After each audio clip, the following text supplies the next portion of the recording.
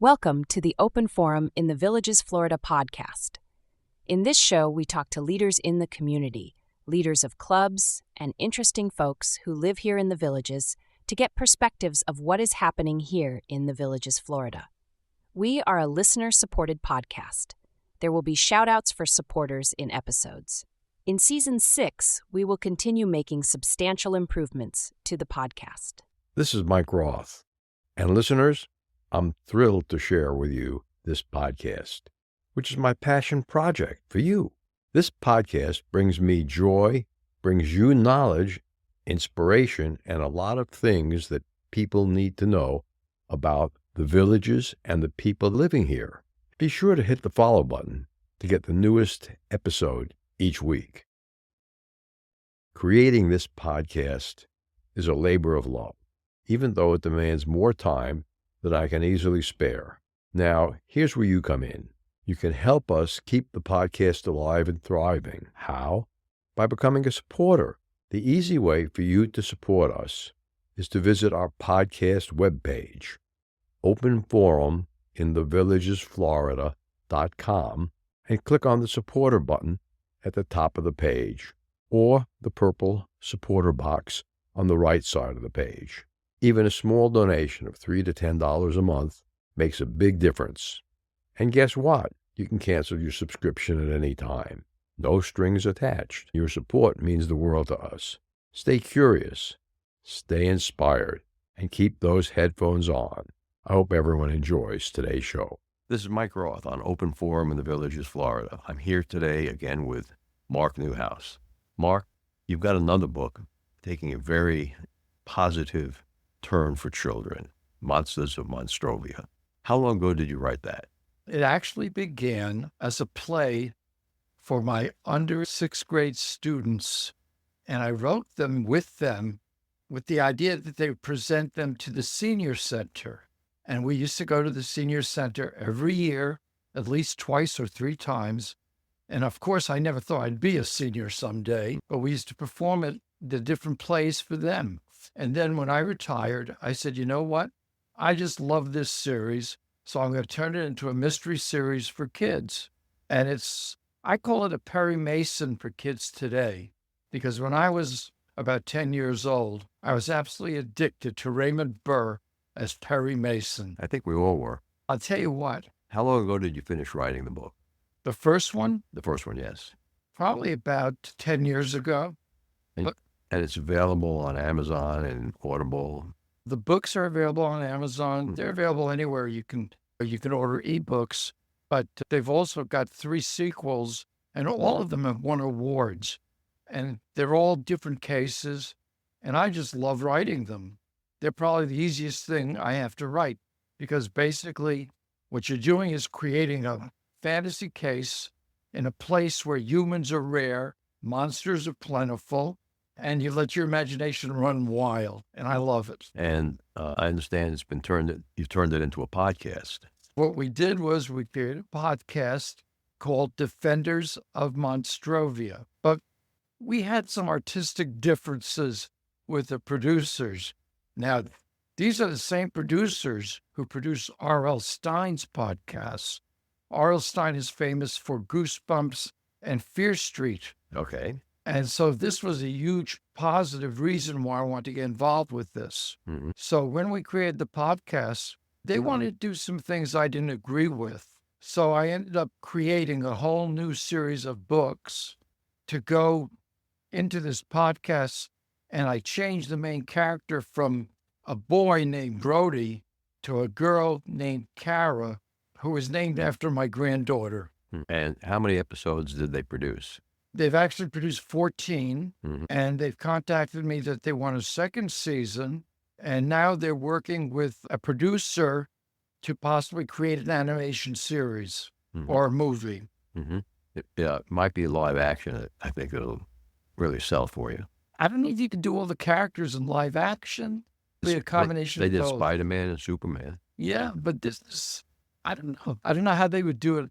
It's just such a wild kind of thing. They have a flying groundhog who is the assistant to the lawyer for mythical monsters and fictional folk. Look, going back to 1939, in Somewhere Over the Rainbow, they had flying monkeys. They did. But So making a groundhog fly doesn't seem like a big challenge. I know. We've come so far. I don't know where this is going to go. I never thought I'd be doing something like this in retirement, Mike. Okay. It's a lot of fun. This is Mike Roth and Dr. Craig Curtis speaking about Alzheimer's disease. Dr. Curtis, what can someone do if they know that they have Alzheimer's that runs in their family? There's a lot that they can do. Published actually in the Journal of the American Medical Association in February of 2024. This was a study done primarily at Rush University in Chicago, looking at those with brain amyloid. So those people that already have amyloid, can a healthy lifestyle protect them from developing dementia? And the answer was yes, by following these five healthy habits that were tracked. And those were they did not smoke, they did moderate exercise for at least 150 minutes a week, they kept their alcohol consumption diet, and they used autopsies. They actually used approximately 530 autopsies to prove that those that followed those healthy lifestyle habits or had those healthy lifestyle habits actually had less amyloid. It correlated. Those had less amyloid in their brain. With over 20 years of experience studying brain health, Dr. Curtis's goal is to educate the Villages community on how to live a longer, healthier life. To learn more, visit his website, craigcurtismd.com, or call 352-500-5252 to attend a free seminar. Mark, what is your biggest passion? My biggest passion, I love writing for kids, and I love meeting the kids or hearing from kids who have read my books. I had one experience that just blew my mind. I was at a book signing, and a woman came over to me, and she said to me, "Are you Mark Newhouse? And did you write a book called The Midnight Diet Club?" And I said, "Yes, why?" And she said, "My granddaughter has been bullied for years, and your book taught her how to deal with the bullies." And she had tears in her eyes. And I think that to me was like one of the most meaningful encounters I ever had. I had another book signing where a gentleman came over to me, and his son had bought my Rockhound Science Mysteries, which were my first published books. And they were published by a national education publisher. And he said to me, he wanted me to call him. And he gave me his business card. And like many authors, I'm shy. So I didn't call him. No, not you, Sean. No, I really am. People don't believe that about me, but I am. Most outspoken shy guy I know. But you have to change. You have to Right. force yourself. Right. Anyway, he came back a month later with his son, and he asked me, he said, "Why didn't you call me?" And the next thing I know, I had a contract for a television series for the Rockhound Science Mysteries. It failed after 6 years. It was still an amazing experience. So it was produced on TV for 6 years. It was going to be, but no, they never got to that stage. They had problems with the company. And that's one thing I've learned, which is that you can't pin your hopes on Hollywood, okay? Sometimes deals fall through. And when that happens, you just have to go on to the next step. And I've learned that sometimes you face a lot of disappointments. But if you have your head on straight and your goal is not to necessarily make a fortune with your books, but to share something as a legacy to your family, as therapy for yourself, then it's the most wonderful experience when you have that book in your hand. We had a episode last year with a Hollywood screenwriter, producer, director who wrote a script called The Bad Senator. And he produced it himself, finally using his own money. He shot most of it up at Del Webb's Spruce Creek, a little bit here in the Villages. He released the movie. He signed a contract with a distributor to release the movie. They came up with a bunch of places to release it. And I guess they decided not to let it go very big public release until after the election cycle. You see a lot of independently produced movies. And this movie had some very strong emotional points in it. It was well done. You never would have known it was done on a really shoestring budget. But it was produced, created, and, I think his mistake was not going far enough in handling the distribution of the film himself. He turned that out to others, and they've let him down because I think the film deserved a much broader audience than it's gotten. My passion is to someday have a television series or movie based on The Devil's Bookkeepers, which is a love story with tremendous suspense, with the Holocaust as its background. If you haven't listened to that episode, go backwards in the list of episodes for Open Forum in the Villages, and you will find that episode. And I think the Monstrovia series as a podcast, and now they're looking around for the possibility of creating an animation series, would be a stepping stone.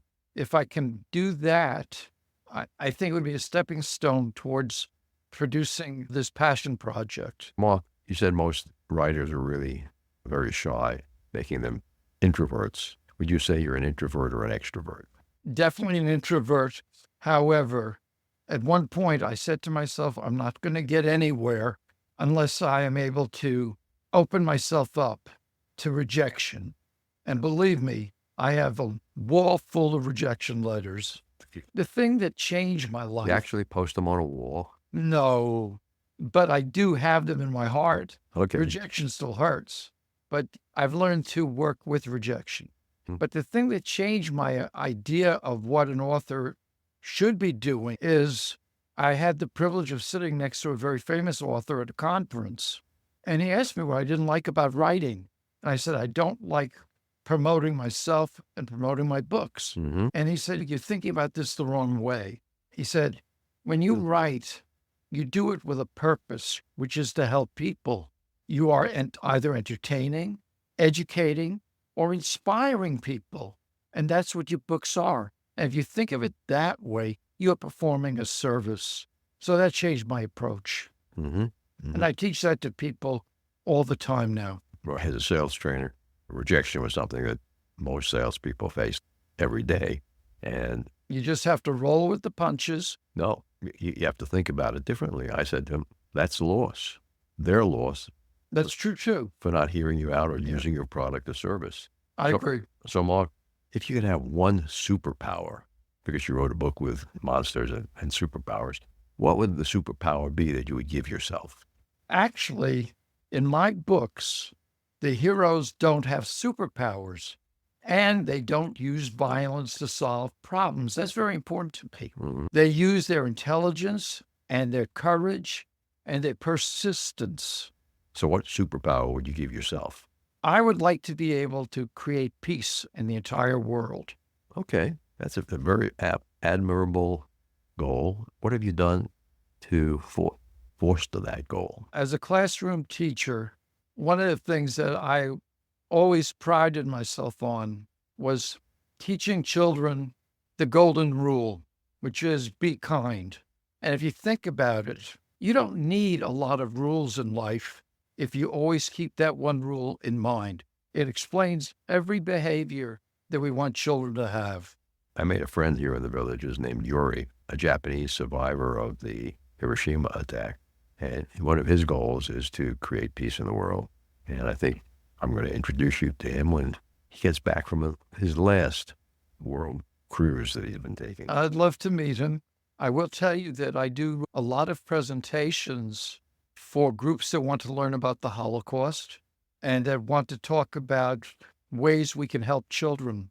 And in fact, I recently did a presentation for the Jewish Cultural and History Group where I got to speak about the Lodz Ghetto and what my parents and so many people survived. And what amazes me is how situations today make the Holocaust so relevant, because I hate seeing what's happening in the world today to too many children, too many people. That is terrible. And we have some terrible people in charge of dictatorship countries that are causing big, big problems. They've forgotten the lessons of war. Maybe they never learned them. Why don't you tell our listeners about what a significant turning point in your life was, or the most significant turning point in your life? There have been so many wonderful turning points. I think maybe when I became a teacher, all right, I didn't think much of myself as a child. I had a very troubled childhood. I had a very strict father who didn't understand me. When I became a teacher, I had an outlet for my creativity. And I got the affection that I'd been starved for as a child. How old were you when you became a teacher? 23. 23. Sounds like almost right out of college. It was. It really was. It just changed my life. And at first, I hated it. Really. I had fourth graders who outsmarted me on every turn. Jeff Foxworthy. Was that a fifth grader? I had these fourth graders that were just driving me nuts. And then one day I said to myself, you know what? I'm smarter than they are. And I sat down and I thought about all the positive and negative things I could do to them. And then I went back to school on a Monday after crying all weekend. And I said, I am going to change the way I run this classroom. And guess what? It didn't work. So the whole first year, they had me defeated. But the second year, I started on the very first day, and I fell in love with teaching. Mm-hmm. And I had a wonderful career. Do you have any regrets? Do I have any regrets? You stayed in teaching for a lot of years. I love teaching. In fact, I have 1,000 of my former 5th and 6th grade students on Facebook with me. I guess maybe everybody has regrets, but I've been very blessed because I don't think about those. As I said, I had a very difficult childhood. Maybe I would have liked a different father. That's about it. Okay. And as a writer, do you have a favorite quote from another writer? Yep. From another writer? Yeah, not your own quote. Let me see. Probably from Stephen King. Stephen King. Stephen King. And it's not really a quote, but basically it's the way he writes. Every day he gets up and he writes about 2,000 words. And then afterwards he goes back and edits them. And he spends hours literally on almost every word. And I've learned from that because that's what I do. Capture the beast first and then refine it. That's a good idea. That's a really good idea. A tip for our writers in the listening audience. Have you ever had a mentor as a writer? You mean someone personally who was able to help me? No, actually, when I started writing, my father really looked down on writing. He thought it was something that was a waste of time. And so I did most of my writing in secret. And when I moved to the villages, actually, before I moved to the villages, I had a group on Long Island that was so supportive. And these guys were so much better writers than I was, but I learned from them. And then when I moved to the villages, I never thought I would have that kind of a group again, but I did. And the groups in the villages have been a huge help to me. I can't tell you what patience they sat with when they sat through my entire first book of The Devil's Bookkeepers. And I owe them so much. And then, of course, there's my own writing group, which is called Writers for Kids Plus. And that group has been going, I guess, for about 17 years. And I just love working with these people. We even went through COVID together. Do you have a life motto? When you say a life model, Motto. A life motto? Yes. Never give up. That's a good expression, yes. Well, we talked about mentors a second ago. In my own sales career, I had a lot of good mentors. Now, I didn't recognize all of them then as mentors, but they really were. They changed my life and my career for the better.